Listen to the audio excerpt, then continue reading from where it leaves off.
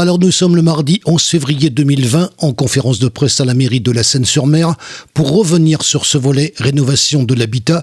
Qu'est-ce qui est prévu en quelques mots ? Il s'agit de créer les conditions de la disparition du maximum d'habitats indignes, d'habitats insalubres, dont se régalent d'ailleurs les marchands de sommeil trop nombreux chez nous. Il s'agit de créer les conditions d'un retour à des offres de logement qui soient véritablement décentes. Donc il est prévu des acquisitions par îlot pour pouvoir rénover complètement, tout en conservant le caractère architectural d'une ville ancienne, qui est de surcroît accompagnée par le ministère de la Culture de ce point de vue-là, par des réhabilitations, des démolitions, reconstructions, mais également par des constructions nouvelles, là où c'est possible, respectant le cadre de vie et le cadre paysager et architectural, créer les conditions d'une évolution positive de ce qu'on appelle généralement la mixité sociale, à la fois pour permettre aux gens qui sont soit des locataires, soit des propriétaires occupants de vivre dans des conditions décentes, mais également pour faire venir dans notre centre-ville des personnes qui vont pouvoir être des acteurs sociaux, culturels et économiques des consommateurs. 200 constructions ou rénovations et une centaine de nouveaux logements qui sortiront de terre ? Oui, dans des espaces qui, pour certains, existent déjà, pour d'autres qu'il va falloir acquérir.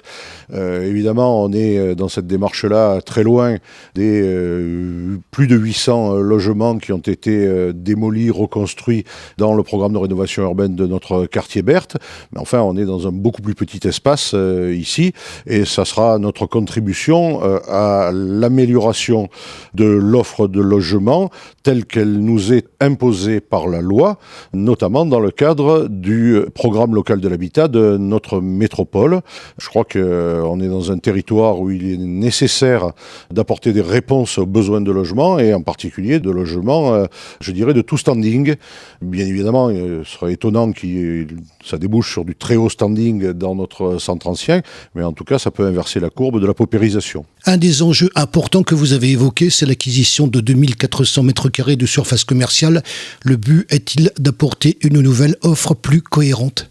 Le but, c'est en effet de pouvoir, je dirais vulgairement, mettre sous le coude un certain nombre de cellules commerciales et de baux, de telle sorte que nous puissions, en agissant sur des endroits spécifiquement dédiés, pour pas faire du mitage un peu de partout dans le territoire du centre-ville, que nous puissions agir pour créer les conditions soit du regroupement de cellules commerciales, de telle sorte qu'il y ait des surfaces plus importantes de nature à pouvoir répondre aux demandes, aux besoins de certaines enseignes qui peuvent être des enseignes locomotives, pouvoir peut-être un peu spécialiser également dans telle ou telle rue, dans tel ou tel secteur. C'est une démarche qui est bien connue dans d'autres endroits. Nous n'avons pas, nous, la puissance publique, a priori, le savoir-faire. C'est la raison pour laquelle nous allons travailler un peu dans l'esprit de ce qui a été fait dans le centre ancien de Toulon, avec un concessionnaire qui aura l'expérience dans une démarche de manager de centre-ville. Vous avez dit que c'est un programme qui va prendre du temps. Il ne faut pas s'attendre dès demain à avoir des changements immédiatement.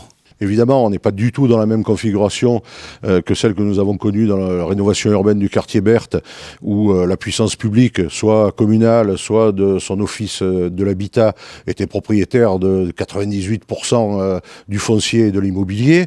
Et même là, ça a pris 13 ans pour pouvoir réaliser le programme.